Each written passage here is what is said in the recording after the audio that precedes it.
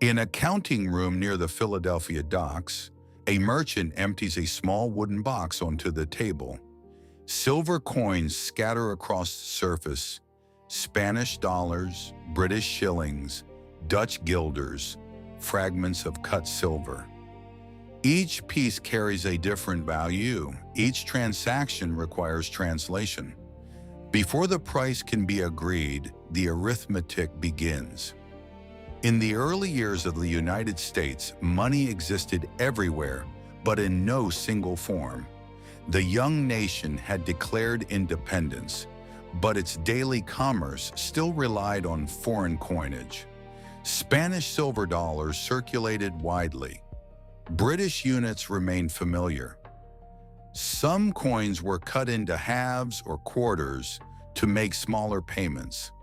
The marketplace functioned through constant conversion. A single purchase might involve several currencies at once. Merchants knew approximate exchange rates by memory. Bookkeepers wrote ledgers in pounds, shillings, and pence, even while customers paid with Spanish pieces of 8. The system worked, but only with experience and patience. The arithmetic was irregular. The British monetary structure used base 12 and base 20 divisions. 1 pound equaled 20 shillings. 1 shilling equaled 12 pence. Calculating prices meant multiplying and dividing across uneven units. Converting between currencies added another layer of complexity. For a small economy, this could function. For a nation expanding across states and ports, it became inefficient. On April 2, 1792, Congress passed the Coinage Act. The law established the United States Mint and defined the structure of the national currency. Its central rule was simple: the dollar would be divided into 100 cents. Money would follow a decimal system. This was not an obvious choice at the time. Few major currencies operated on a base 10 structure. Traditional systems had evolved through centuries of custom. The new American approach replaced those inherited divisions with a mathematical framework aligned with the emerging culture of standardized measurement. $1, 100 cents. The change appeared small on paper, but its implications extended through every ledger, wage calculation, and price list. The act also specified the physical structure of coinage: silver dollars, half dollars, quarter dollars, dimes, and half dimes would circulate alongside copper cents and half cents. Each denomination corresponded cleanly to a decimal fraction of the dollar. Accounting could now move in straight steps rather than irregular leaps. Yet the system faced an immediate contradiction. Congress could define a currency, but it could not instantly replace the coins already in circulation. Spanish silver dollars remained common. British units still appeared in account books. Foreign coins continued passing through markets and ports because they were familiar and plentiful. How do you standardize money when people still pay with mixed coins? The answer was gradual absorption. The Coinage Act defined the dollar partly by referencing the Spanish milled dollar, the coin most widely trusted in North American trade. By anchoring the new unit to a familiar weight of silver, Congress allowed the existing coinage economy to transition rather than collapse. Merchants could treat Spanish dollars as equivalent to the American dollar in value, while the mint began producing domestic coins. The rule changed first. The metal followed slowly. The operational center of this system was the newly created United States Mint in Philadelphia. There, officials translated congressional language into physical specifications: weight, metal purity, diameter.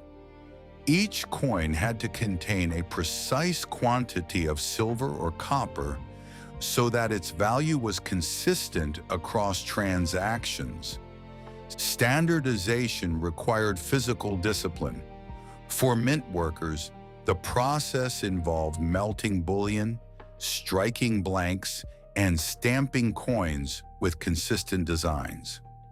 Precision mattered because any variation in weight could undermine trust.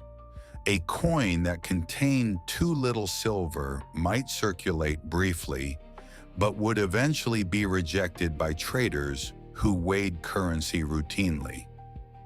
Uniformity built credibility. The economic effect unfolded in layers. Decimal currency simplified bookkeeping. Prices could be listed directly in cents and dollars without referencing older systems. Wages could be calculated using straightforward multiplication rather than conversions between shillings and pence. Interstate commerce benefited immediately. Merchants traveling between states no longer needed to reinterpret local accounting traditions. A dollar meant the same mathematical quantity wherever it appeared in a ledger. The simplification reduced friction. Banks and lenders also gained clarity. Loans written in dollars and cents produced cleaner interest calculations. Debts could be divided, aggregated, or extended without translating through uneven units. Credit markets, still fragile in the early republic, gained a common language for value. Money became easier to compute, but normalization required time. Throughout the 1790s and even into the early 19th century, foreign coins continued circulating widely. Shopkeepers often accepted several types of currency in a single payment. Ledger books sometimes recorded values in dollars while noting the specific coins received. The decimal system gradually became the reference point against which everything else was measured. A shopkeeper in Baltimore might still receive a Spanish dollar and a handful of copper coins from various countries. But when he wrote the transaction into his ledger, he recorded it in dollars and cents.